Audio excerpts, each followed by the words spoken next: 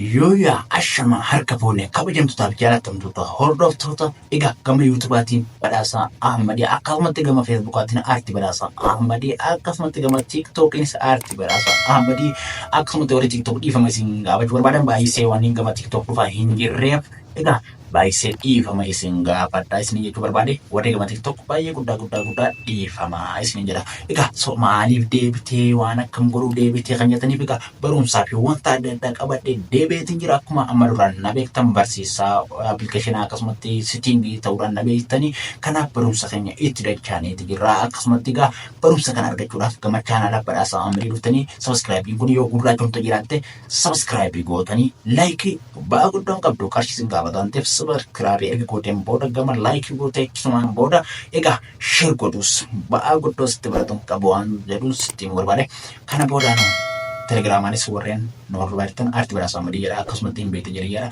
wanta adda addaa waan babbareedu waan itti gammaddan barumsa ajaa'ibaa isinii qabannee dhufaa jirra. Barumsa kanaafuu sabiskiraayibii chaanaala keenya badhaasaa Ahmadii kan jedhu sabiskiraayib godhuudhaan nu hordofaa. Barumsi kun barumsa itti gammaddan irraa barattan itti fayyadamtan namas fayyadan jedhee yaada jechuudha. Kanaaf barumsi kun barumsa baay'eedha.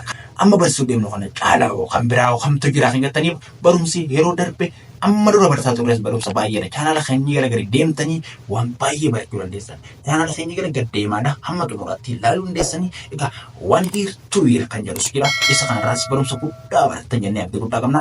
Kanaaf jabaadhaa barumsaan tarkaanfiin namaa fuulduratti deema yoo baranne gama duubaatti deema waan ta'eef kanaaf egaa guddoo galatoomaa isin jechuu barbaade guddoo istiifama isin gaafachuu barbaade maaliif jennaan baay'ee turre waan ta'eef kanaaf gama barumsaatti dachaan irraa nu jabeessa wal jabeessina waliin sabbabaanaan isin ijaa galatoomaa.